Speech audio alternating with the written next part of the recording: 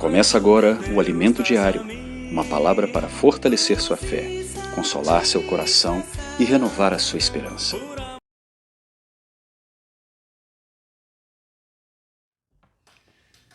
Olá, Jesus é o Senhor, bom dia a todos, meus amados irmãos e irmãs de todas as igrejas da região 6, Minas Gerais e Espírito Santo.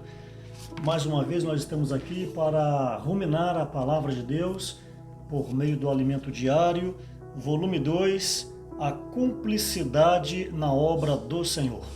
Hoje nós vamos ver o título da sexta-feira da semana 2, a cumplicidade entre Paulo e Timóteo. Lembrando que nós estamos vendo essa semana a parte 2 de Timóteo, como tema geral da semana, Timóteo, parte 2. Semana passada nós vimos a parte 1. E essa semana tem sido de muito desfrute, todos os nossos amados cooperadores aqui da região 6 têm compartilhado essa semana 2 desde a segunda-feira. E o encargo hoje é passar para todos vocês, para que todos nós possamos ganhar juntos, a importância de investir nos nossos jovens para a preparação da igreja do amanhã.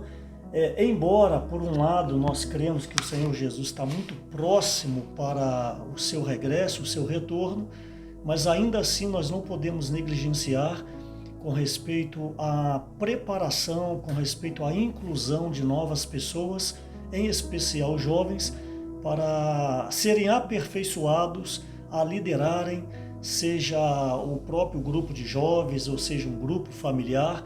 O encargo, toda a liderança, nós rogamos aqui todas as lideranças das igrejas da região 6 que tenham esse encargo, que, diga-se de passagem, a partir de 2017, se não me falha a memória, o Espírito Santo moveu as águas para que houvesse nas igrejas a questão da inclusão, a questão da excelência e a questão do entusiasmo.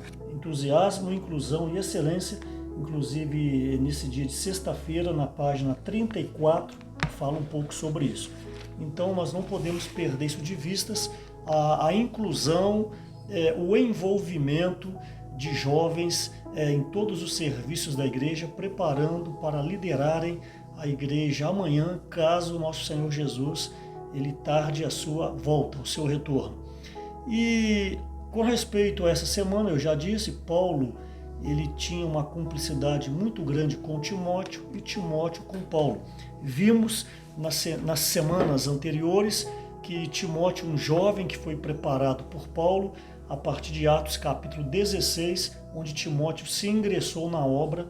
Então ele começou ali com um aprendiz do apóstolo Paulo, e tornou-se alguém muito íntimo de Paulo, alguém de muita confiança de Paulo, me permita dizer, o braço direito de Paulo.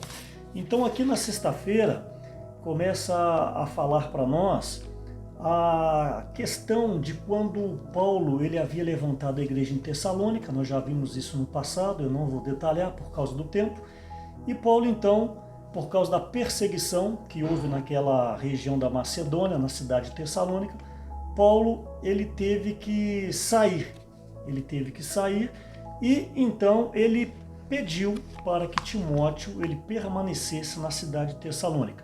Diga-se de passagem, Timóteo ele era um jovem de provavelmente na faixa ali de 17 a 18 anos. E isso não foi fácil para Timóteo. Ficar em uma igreja nova, numa cidade onde havia acabado de haver uma perseguição, e Timóteo então ele havia, a pedido de Paulo, ficado nessa cidade. Aqui em 1 Tessalonicenses 3 fala: pareceu-nos bem ficar sozinho em Atenas, e enviamos nosso irmão Timóteo, ministro de Deus no Evangelho de Cristo, para, em benefício da vossa fé, confirmar-vos e exortar-vos. 1 Tessalonicenses 3, de 1 a 2. Então Paulo, como eu disse, roga para que Timóteo, mesmo jovem, ficasse em Tessalônica para dar um suporte a esses irmãos que haviam acabado de crer e a igreja estava iniciando. Então nós precisamos aprender esse princípio. Timóteo não foi deixado de qualquer maneira em Tessalônica. Como eu disse, mesmo jovem, ele já havia vindo em uma preparação debaixo dos cuidados do apóstolo Paulo. Então hoje nós necessariamente precisamos aprender a aperfeiçoar os jovens da igreja. Para nós humanos é muito complicado a questão do aperfeiçoamento, porque nós queremos duas coisas. Primeiro, tudo pronto, que eles já começam a servir dando conta de todas as áreas da igreja. E segundo, no aspecto humano, nós gostamos que as pessoas fazem as coisas da maneira que nós pensamos, da maneira que nós vemos. Então, para aperfeiçoar, nós temos que ter muita misericórdia, empatia e crer que, assim como nós também, quando éramos jovens, alguém investiu em nós, alguém teve paciência conosco, por isso que nós estamos caminhando até os dias de hoje. Então, com Timóteo, Paulo exercitou também esses princípios importantes, essenciais e fundamentais para a produção de um ministro de Deus. Eu falei na quinta-feira da semana passada, da semana 1, a questão de Paulo. Paulo, antes de se converter, ele era Saulo, e ele se converte então no caminho para Damasco em Atos 9, e já começa a pregar e causou um tumulto, porque os judeus não criam nele, os próprios irmãos não criam nele. Porque ontem ele perseguia a igreja, hoje ele fala que é um dos nossos. Mas graças ao Senhor pela atitude de Barnabé.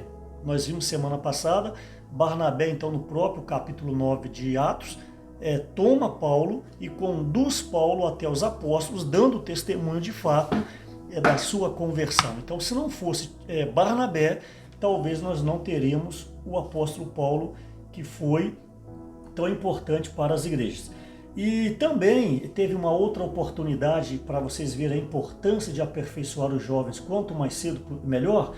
Paulo também, ele envia Timóteo para Corinto, uma igreja também que estava tendo problema de divisão, vários problemas, vimos quando estudamos Coríntios, pelo menos 11 problemas negativos foram relatados na epístola de Paulo. Então Paulo deixa Timóteo em Corinto, pede para ele ir a Corinto e fala o seguinte em 1 Coríntios capítulo 4, versículo 17, na página 34. Diz o seguinte: Paulo confiava tanto em Timóteo que disse aos coríntios, preste atenção, por esta causa vos mandei Timóteo, que é meu filho amado e fiel no Senhor, o qual vos lembrará os meus caminhos em Cristo Jesus, como por toda parte ensino em cada igreja. 1 Coríntios 4,17. Toque nessa palavra. Timóteo vos lembrará dos meus caminhos em Cristo. Então Paulo, além de aperfeiçoar Timóteo na sua humanidade, como agir em determinadas situações, Paulo havia passado para Timóteo uma visão governamental, uma visão ampla do propósito de Deus. Então, quando Paulo não podia ir, Paulo enviava Timóteo, porque Paulo tinha certeza que Timóteo ia passar exatamente a orientação e as palavras que Paulo passaria. Porque tamanha era a cumplicidade desses dois. Então, nas igrejas, é de suma importância que haja uma aproximação da liderança, os presbíteros, os diáconos, os irmãos responsáveis, sejam os irmãos de serviço, uma aproximação com os jovens para que possa já delegando, obviamente debaixo de uma supervisão, delegando funções para que esses jovens possam ir se aperfeiçoando. É claro que quando você delega, você tem que estar pronto para que determinados jovens e determinadas jovens possam causar alguns transtornos, eu não digo nada sério, mas talvez falhar em alguma atitude. Isso é extremamente importante na natureza humana.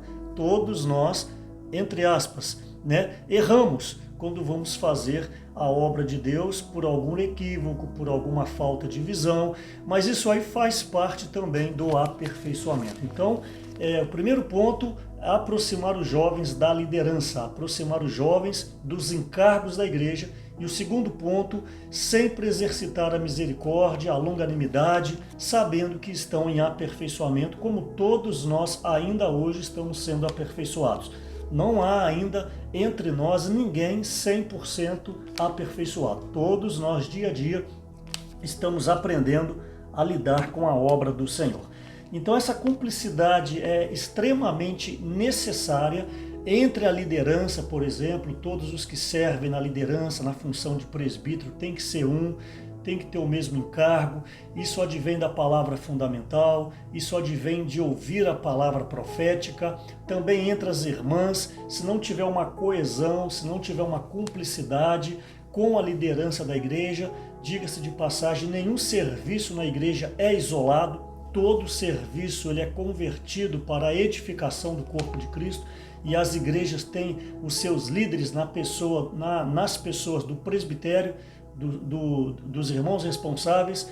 Então é necessário que na igreja haja essa cumplicidade, assim como as lideranças das igrejas também sejam um com os obreiros das micro-regiões, sendo um com os cooperadores, porque todos os cooperadores têm andado em cumplicidade com nossos amados irmãos que estão à nossa frente, Pedro, Esdras, o André, o Miguel, todos nós procuramos andar nas mesmas pisadas. E também tem aquela passagem, eu só vou citar, que você já conhece, de 1 Crônicas 11, versículo 17, quando Davi suspirou para tomar aquela água do poço de Belém, onde então os seus valentes foram lá e pegaram a água, levaram para Davi, e Davi não teve coragem de tomar. Ele ficou impressionado com a cumplicidade dos seus valentes, então ele derramou aquela água como libação. Então são princípios importantes para nós.